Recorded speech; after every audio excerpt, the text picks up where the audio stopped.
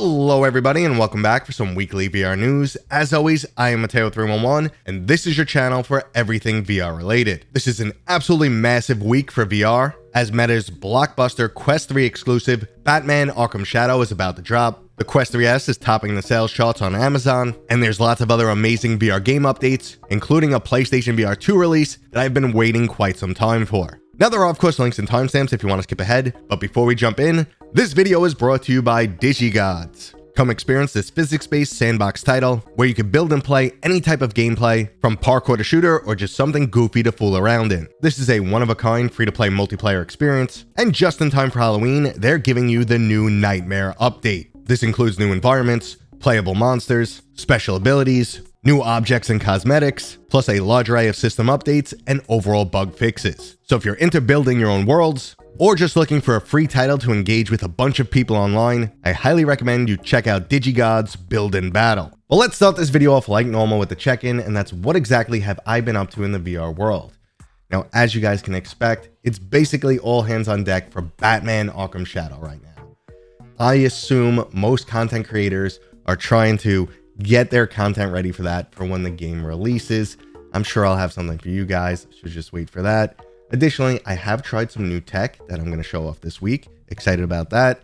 And for anyone who follows the channel routinely and are curious about my health, I've finally finished a battery of tests ever since my little incident, and I'm good to go. The heart is 100%. My health is above average for my age, and I'm kicking butt.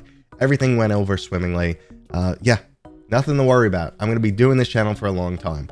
But let's not waste any more time on that and just get into this week's new releases. Now there is more than one game releasing this week, but I'm pretty sure we're all just focused on Batman. Is this Quest 3 exclusive from Camouflage, the same studio that gave us Iron Man VR, going to live up to the hype? Well, we'll all find out soon enough, and if you just recently picked up a Quest, reminder you don't have to pay for this game, so you basically have nothing to lose here, even if this title somehow doesn't live up to expectations. Now, because of all the hype surrounding Batman, the construction simulation title Dig delayed their release. They obviously didn't want to get steamrolled, pun intended, by this highly anticipated title, and then no one notices that Dig actually came out, and the game is just forgotten about. Now I'm gonna say that was probably a smart choice. To go up against Batman, yeah, you're gonna lose. But there's another release that didn't feel that way, and they're still coming out, and you know what?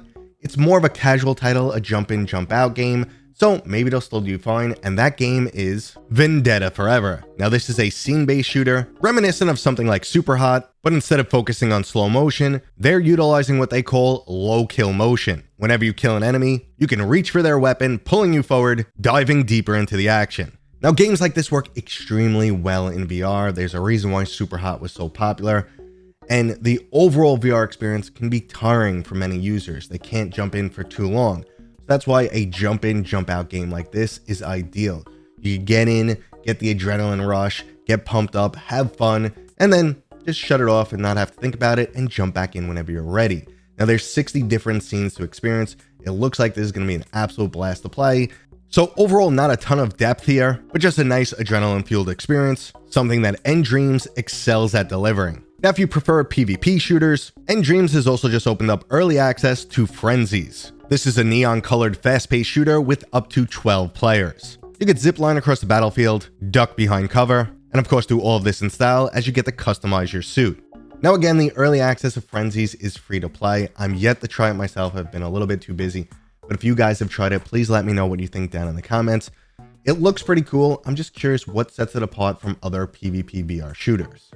Well, let's move on to some other game announcements. We have a slew of new release dates and game updates, but the first is the way overdue release of Phasmophobia on PlayStation VR2. Releasing on October 29th, just in time for Halloween, this absolutely fantastic 4-person ghost hunting experience will be available on the PlayStation VR2. Now, when this game originally released, it came out of nowhere and took the internet by storm. It is easily the most fun I've had while also being completely terrified. There's tons of strategy and replayability involved in this game, and it's an absolute must-play for fans of co-op horror titles. Now, I can't emphasize enough how much fun I had playing this game.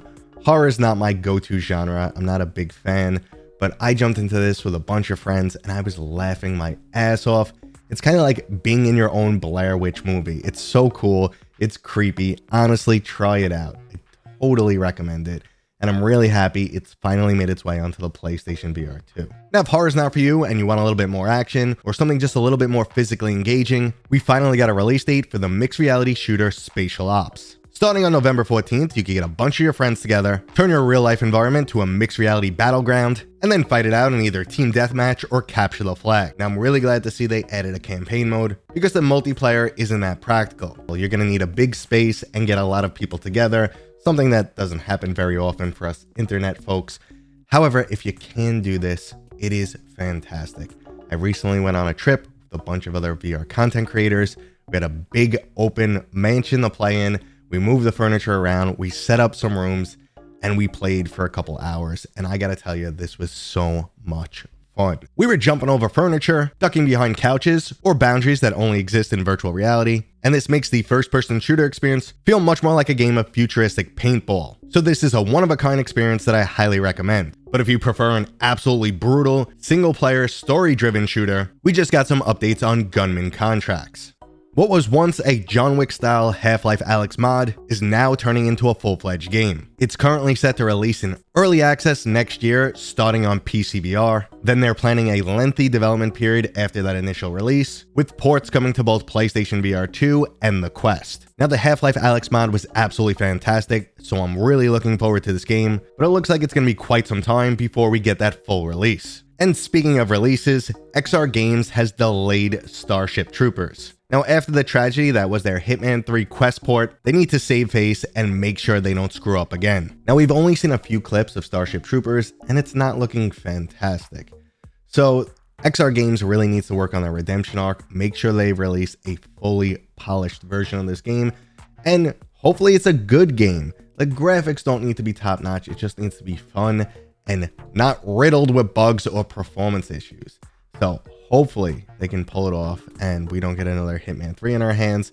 I'm keeping my fingers crossed, but I'm going to be skeptically optimistic here. Now, in happier news, one of my all-time favorite VR games, Moss, just received a Quest 3 update. So if you just recently picked up a Quest 3 and you're looking for a fantastic puzzle platformer, I highly recommend you check out the Moss series. Don't do what I did and initially snub this title, stick your nose up at it and say, platformers, this is too kidsy, not for me, This game is solid. So I was really happy to hear that Quill got a nice Quest 3 makeover, and new gamers can enjoy even better graphics, and old school fans like myself can jump back in and enjoy it all over again. And last up, we got an announcement trailer for Augmented Empire. This is a story-driven, turn-based tactical RPG with over 10 hours of gameplay and 6 playable characters. Now, for those unaware, this was originally a Gear VR or Oculus Go title from back in 2017. It's now getting fully updated for a Quest release, with new features like 4K textures, dynamic lighting, mixed reality, and hand tracking support. So this is once again one of those much older titles that was really well received but just didn't get the popularity it deserved, and someone said, we should bring these back to the Quest. There's an audience for this game.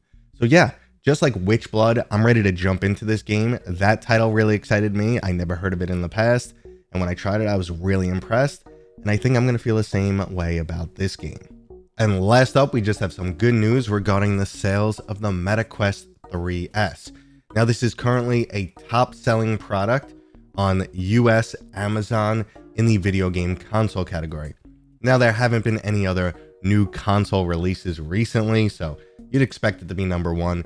But across the 3 models, the Quest 3S 128, 256GB, and the Quest 3 512 that has been lowered in price, we've seen in the last week in US alone over 25,000 sales of that headset. Not insane, but we're gonna wait and see how it goes through the Christmas season, because that's where we're expecting the big boom. And I did expect this headset would sell extremely well, and it looks like that's happening. So hopefully it continues. Hopefully we get the VR boom we're expected, and we just keep getting better and better games over time. Now, I'm curious how you guys feel about this. What's your overall impression of the Quest 3S, the state of VR? Are you guys impressed? Are you happy? You think VR is dead? Shut up if you think that. I would love to know down in the comments. If you enjoyed this video, go ahead and give it a thumbs up. And if you're new here, please consider subscribing.